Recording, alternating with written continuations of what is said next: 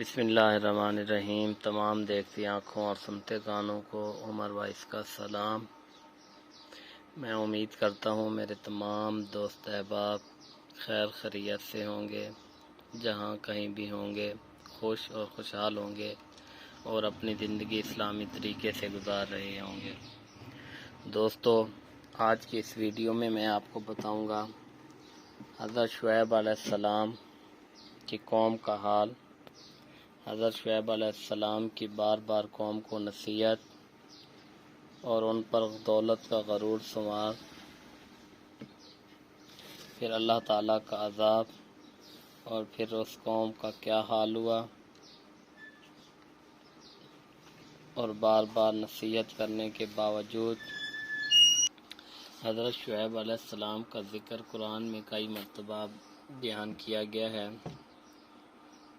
اور آپ کی سچی باتیں اور سچے واقعات قرآن مجید میں ملتے ہیں۔ پرانے زمانے میں مدین نامی ایک بڑا پررونق شہر تھا۔ وہاں کے لوگ خوب مالدار تھے اور تجارت اور سوداگری ان کا پیشہ تھا،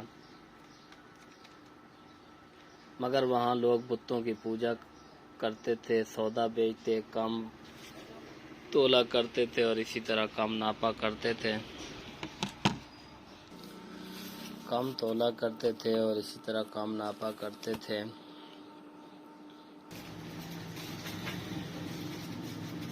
تو اللہ تعالیٰ نے حضرت شعیب علیہ السلام کو ان کے پاس نبی بنا کر بھیجا۔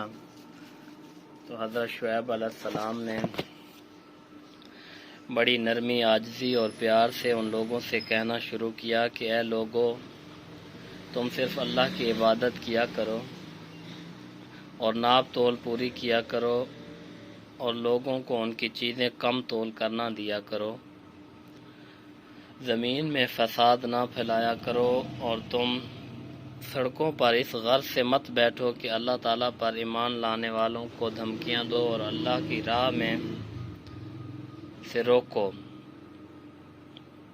تم کتنے تھوڑے تھے، اللہ نے تم پر مہربانی کی، تم کو اولاد دی اور تم بہت ہو گئے۔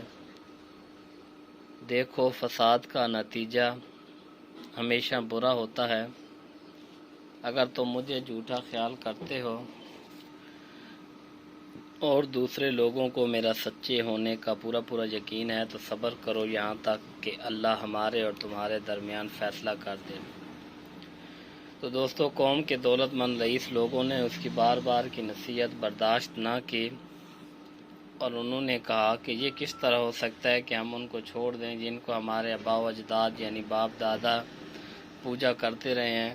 مال ہمارا اپنا ہے اور جس طرح چاہتے ہیں خرچ کریں، اور وہ بھی صرف آپ کے کہنے پر، اور آپ ایسے سچے نیک کہاں سے بن گئے ہیں؟ کیا آپ کی نمازیں ایسی باتوں کا حکم دیتی ہیں؟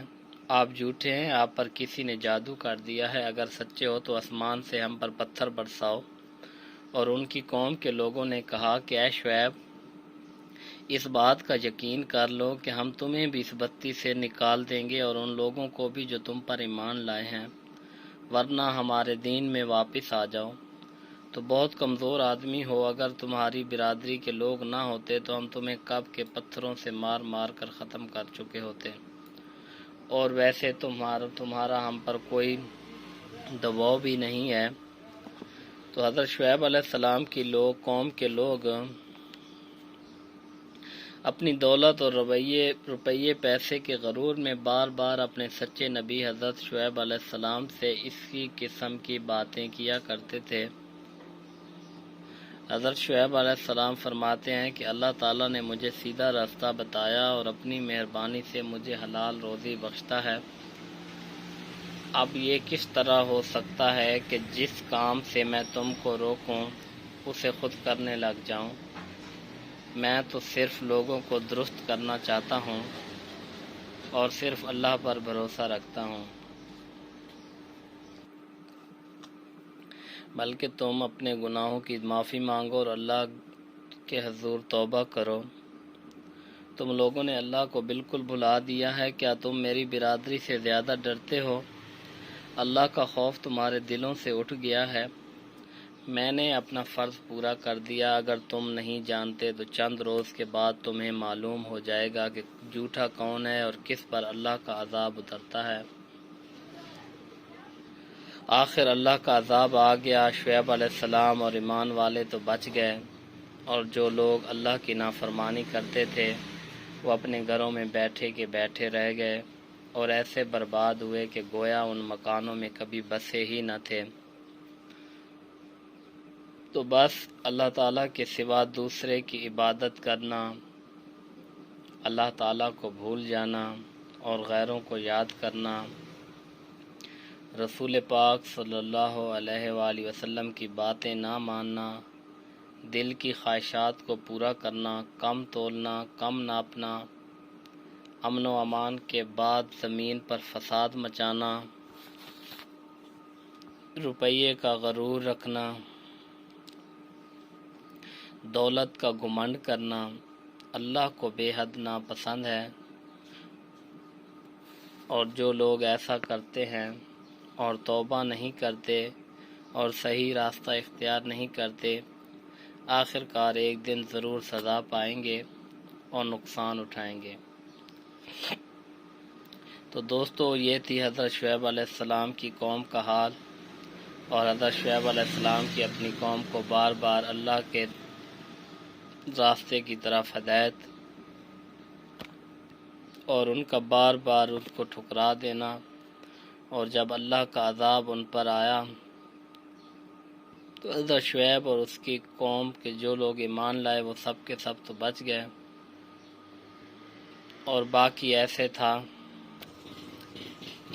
جیسے چٹیل میدان، اور اس زمین پر ایسے کوئی بسا ہی نہ ہو۔